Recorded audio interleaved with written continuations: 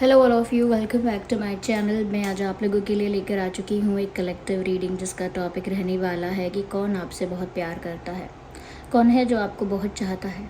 ये reading general है, collective है और सभी ज़ोडिएक साइंस के लिए है। हो सकता है कि आपके साथ रेजोनेट करे, हो सकता है ना करे, क्योंकि ये एक जनरल कलेक्टिव रीडिंग है। सभी के लिए मैसेजेस आएंगे। ओके, तो ओपन माइंडेड होकर सुनिएगा और ज़बरदस्ती अपने आप को टॉपिक में, रीडिंग में फिट इन करने की कोशिश मत कीजिएगा। जितना रेजोनेट होता है उतना ही एक्सेप्ट कीजिएगा and leave the rest. Okay, जैसा कि मैंने कहा, रीडिंग सभी ज़ोडिएक साइंस के लिए है, हर उम्र के व्यक्ति के लिए है, टाइमलेस है। आप जब भी इस वीडियो तक पहुंचेंगे यह तभी आपके साथ रेजोनेट करेगा, फिर चाहे आप इस वीडियो तक कितने भी समय बाद क्यों ना पहुँचे हों।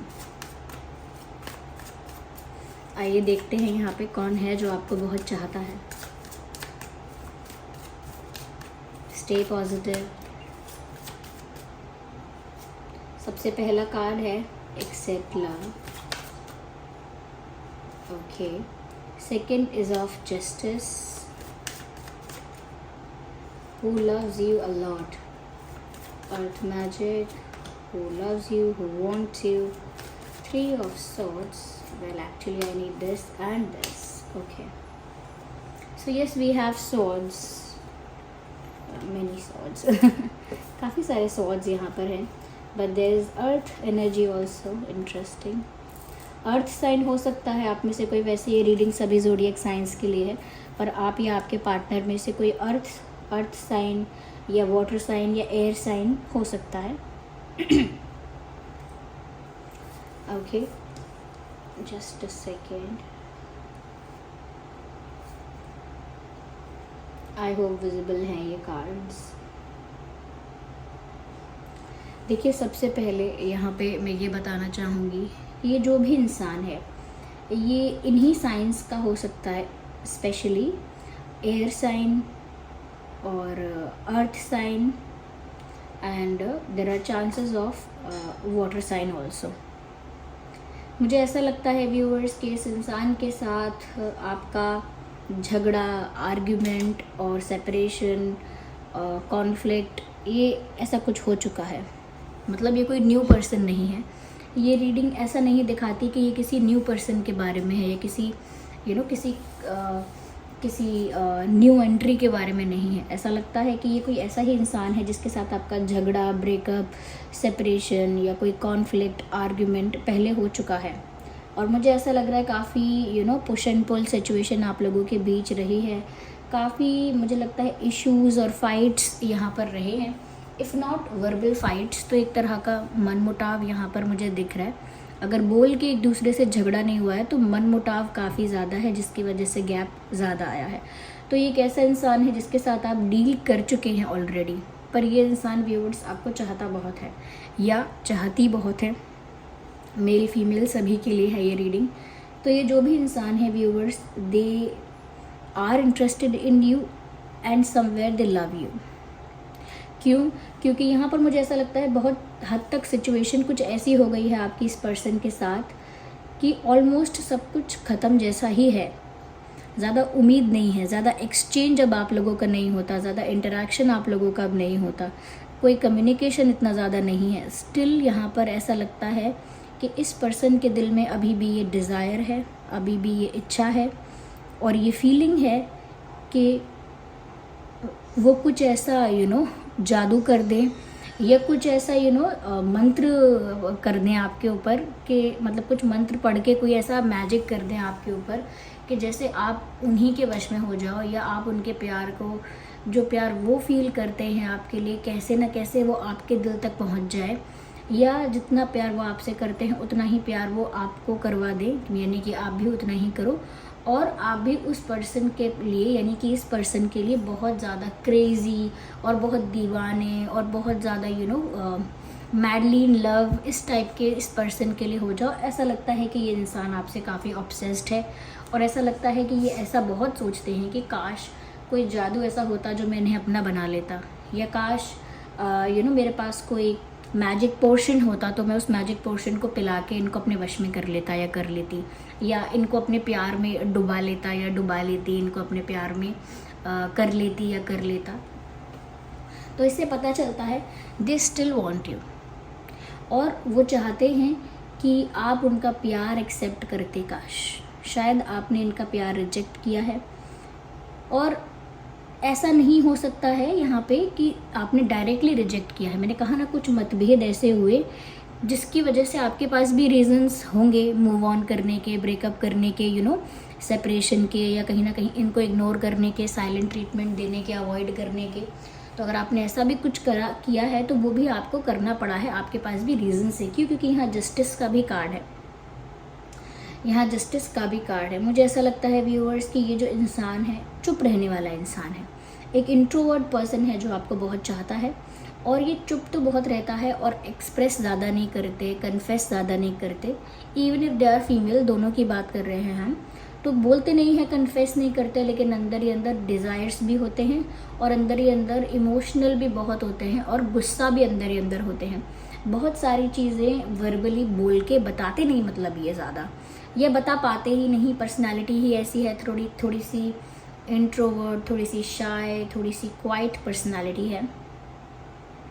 तो बहुत ज़्यादा अंदर ही अंदर चीज़ों को सोचते हैं, लेकिन उनके बारे में बात नहीं कर पाते हैं ज़्यादा। और मुझे ऐसा लगता है कि ये आपको ना अपनी लाइफ में मैनिफेस्ट करने की 100% कोशिश कर रहे हैं। और नो डाउट कि इन्होंने कहीं कुछ पढ़ा हो या कहीं कोई वीडियो देखा हो कि कैसे किसी को अपनी लाइफ में मैनिफेस्ट किया जाता है, ये कैसे अपने पार्टनर को वापस पाया जाता है, कोई मैनिफेस्टेशन टेक्निक।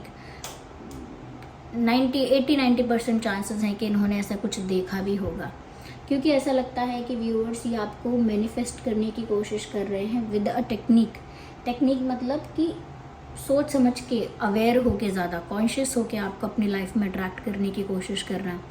और अगर इनकी मैनिफेस्टेशन वर्क कर रही है तो व्यूअर्स ये इंसान आपके सपने में आ रहे होंगे, आपको एंजल नंबर्स दिख रहे होंगे, या इनका नाम आपको हर जगह दिख रहा होगा, मोस्टली इनका नाम दिख रहा होगा, या इनसे रिलेटेड चीज़ें आपको सपने में दिख रही होंगी या रियल लाइफ में दिख रही होंगी।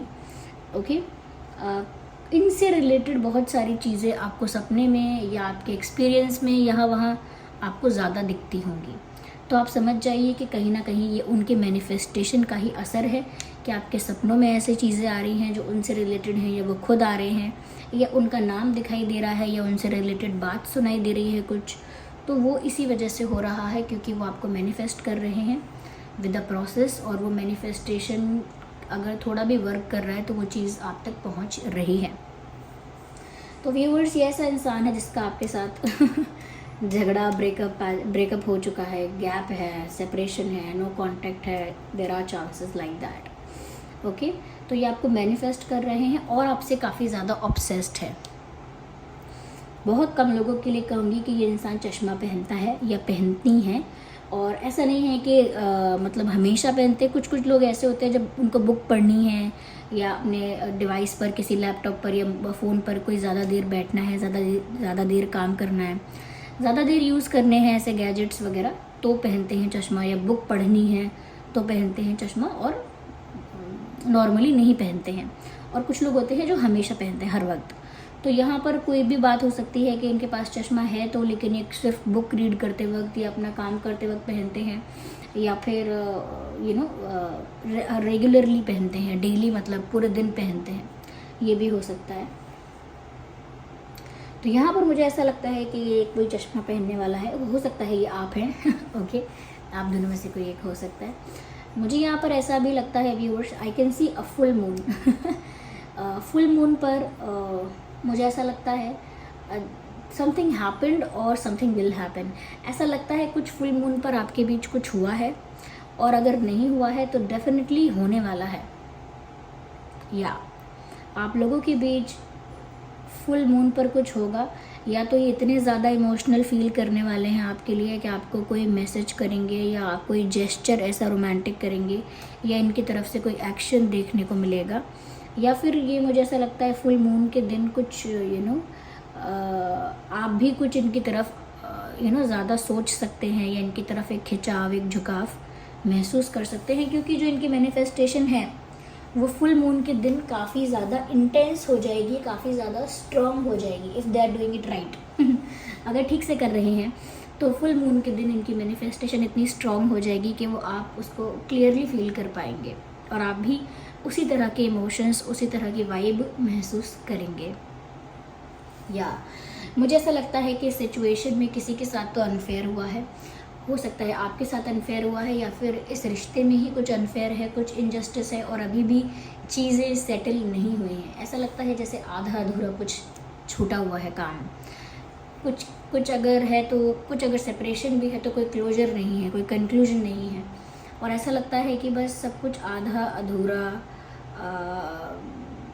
बीच में ही टूटा हुआ या बीच में ही काम छोड़ा हुआ, ऐसा कुछ अनफिनिश्ड नज़र आता है और अनफेयर भी। तो कुछ तो अन्याय और अनफेयर नाइंसाफ़ी आपके साथ हुई है व्यूअर्स, या इस रिश्ते में हुई है, इस रिश्ते के साथ हुई है। ये भी हो सकता है कि ये जो आपका रिलेशनशिप कनेक्शन ऑलरेडी था, इसके साथ बहुत नाइंसाफ़ी और बहुत इनजस्टिस हुआ है। अगर आपके साथ भी हुआ है व्यूअर्स, यहाँ पर there are chances of third party. और अगर आपने थर्ड पार्टी का सोच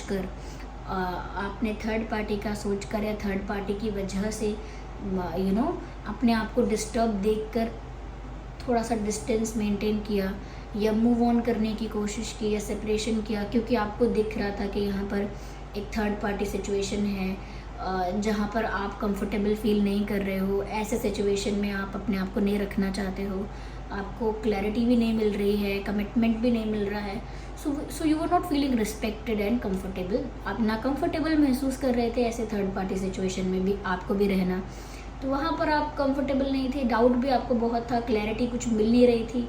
सो यू थॉट कि ये कहीं ना कहीं आपके लिए थोड़ा सा डिसरिस्पेक्टिंग हो रहा है। If there is something else why are you there, आप फिर यहाँ पर वहाँ हैं क्यों आप? अगर कुछ और है या कुछ है ऐसा जो आपको पता नहीं है या आपको क्लैरिटी नहीं मिल रही है उसके बारे में, तो फिर आप क्या करेंगे? डाउटफुल होकर भी कब तक वेट करेंगे? तो यहाँ पर मुझे ऐसा लगता है कि जैसे थर्ड पार्टी का डाउट आपको था या थर्ड पार्टी की वजह से कुछ कन्फ्यूजन आपको था या कुछ डिसरिस्पेक्टेड और अनकंफर्टेबल आपको फील हुआ, that's why you moved away. तो आपने अपने रास्ते अलग कर लिए and you took a step back, और कहीं ना कहीं आपने डिस्टेंस मेंटेन किया। मुझे ज़्यादातर ये आपकी तरफ से लग रहा है व्यूअर्स कि आपने ना इस इंसान से थोड़ी दूरी बनाई, थोड़ा डिस्टेंस मेंटेन किया एंड आपने मैं यहाँ पे कह सकती हूँ कि जैसे आपने साइलेंट ट्रीटमेंट देना स्टार्ट किया, ये नो कांटेक्ट में आप आ गए, आपने बात करना कम किया या बंद किया, ब्लॉक किया, या ऐसा हो सकता है you did something to protect your dignity and respect. आपको लगा ऐसे आप थर्ड पार्टी सिचुएशन में, अगर कोई थर्ड पार्टी है ही और जिसके बारे में आपको क्लैरिटी नहीं मिल रही है, आप डाउट में ही हो, कन्फ्यूजन में ही हो, तो कब तक आप ऐसी सिचुएशन में रहोगे? तो थोड़ा आपके लिए ऑकवर्ड भी था, अनकंफर्टेबल भी था और काइंड ऑफ थोड़ा सा डिसरिस्पेक्टिंग लग रहा था, चाहे ना भी हो, but you felt that way कि डिसरिस्पेक्ट हो रहा है मेरा यहाँ पे, व्हाट इज़ दिस।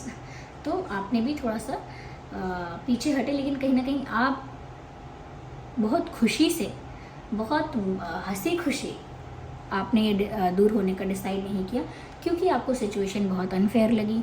आपको लगा ऐसे तो नहीं होना चाहिए, ये तो कोई बैलेंस नहीं हुआ, ये तो कुछ बात नहीं हुई, ये ऐसे कैसे हो सकता है।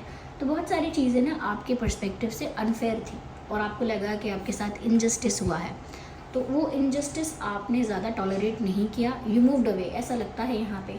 और ये जो इंसान है, मुझे लगता है व्यूअर्स, अब बहुत पेन में भी है, अब आपको मैनिफेस्ट कर रहा है और पेन में है। ये बातें दोनों साथ साथ इसीलिए, क्योंकि ये मैनिफेस्ट ही आपको इसीलिए कर रहे हैं because now they want you back. चाहे ज़्यादा उम्मीद नहीं बची है, चाहे पॉसिबिलिटी ज़्यादा नहीं है, चाहे उनके पास शायद इतने फैक्ट्स भी नहीं है कि वो आपको एक्सप्लेन कर पाएँ हर एक बात, अपनी चीज़ों को जस्टिफाई कर पाएँ, हर चीज़ की क्लैरिटी और एक्सप्लेनेशन दे पाएँ, शायद इतना कुछ प्रिपेयर भी नहीं है वो। Still they want you back और दे वांट यू बैक, और ऐसा लगता है जैसे मिस बहुत कर रहे हैं या आपके बिना बहुत टूट गए हैं, दुखी हैं, और आपको पाने के ज़्यादा तरीके नहीं पता चल रहे हैं उनको। They are not getting any ways और ideas to get you back. तो वो इसीलिए बस मैनिफेस्ट कर रहे हैं, यानी कि प्रे कर रहे हैं, मैनिफेस्ट कर रहे हैं, क्योंकि उनको और ज़्यादा कोई अच्छा बेहतर तरीका इस वक्त उनके फेवर में नहीं दिख रहा है। ओके, तो यहाँ पर यस थर्ड पार्टी भी थी, ये सब था, और कहीं ना कहीं अब ये पर्सन बहुत टूटा हुआ, बहुत ही शैटर्ड और डैमेज फील कर रहे हैं emotionally. So now they want you back in their life. ये बहुत गुस्से वाले इंसान हैं, ये चिड़चिड़ करने वाले, चिक चिक करने वाले इंसान हैं, यानी कि शांत रहते हैं, ओके। और शांत का मतलब ये नहीं है कि इनको गुस्सा बहुत नहीं आता, इनको गुस्सा भी बहुत आता है, और ये चाहे ऐसा गुस्सा ना करें कि बहुत बड़ा ड्रामा क्रिएट हो, लेकिन ये इस टाइप का गुस्सा तो करते हैं कि फ्रस्ट्रेशन ज़्यादा होगी, इनको फ्रस्ट्रेट हो जाएंगे, या थोड़ा सा इरिटेट हो जाएंगे इजीली, अनॉयड हो जाएंगे इजीली। तो इस टाइप का इनको गुस्सा आता है। यहाँ पर ऐसा भी लग रहा है व्यूअर्स कि कहीं ना कहीं आप एक ऐसे इंसान हो जो इनको कंट्रोल कर सकते हो या इन्हें हैंडल कर सकते हो, क्योंकि आपके अंदर वो स्ट्रेंथ, वो पावर, वो हीलिंग पावर, ये कह सकते हैं, वो वो पॉजिटिविटी है कि जिसकी वजह से अगर सामने शेर भी है तो वो भी शांति से बैठ जाएगा। क्यों? क्योंकि वो एनर्जीज़ ही आपकी ऐसी हैं, वो ऑरा ही आपका ऐसा है। ये कह सकते हैं कि इतनी स्ट्रेंथ और इतना ज़्यादा करेज है कि आप ऐसे सिचुएशन में सामने वाले पर्सन को हैंडल कर लेते हो। तो इस पर्सन को आप ही हैंडल कर सकते हो, इजीली हैंडल कर सकते हो, इनके इमोशंस को, बिहेवियर को। You can control it, you can manage it, handle it. ऐसा भी लगता है व्यूअर्स कि इन्हें आपकी तरफ से प्यार, सपोर्ट और एक इमोशनल सपोर्ट और केयर, लव, अफेक्शन चाहिए। They are missing that. उन्हें वो सब चाहिए आपसे, वो आप जैसे प्यार करते हो, जैसे केयर करते हो, जैसे रिस्पेक्ट करते हो, जैसे अफेक्शन शो करते हो, तो वो सब चीज़ें उनको खोनी नहीं है, वो सब चीज़ें उन्हें चाहिए, ओके। ये इंसान जो है व्यूअर्स, इनके नाम में 7, 5 और 7, 5 और 6 अल्फ़ाबेट्स हो सकते हैं या फिर आपके नाम में। यहाँ पर मुझे ऐसा लगता है कि ये डेट या ये नंबर इम्पॉर्टेंट हो सकता है आप दोनों में से किसी के लिए। 11, 21, 31, 1, 8, 18, 28, 3, 13, 23, 10, 20, 30। या so this was the reading. चलिए मिलते हैं अगली रीडिंग में, तब तक के लिए बाय बाय फैमिली।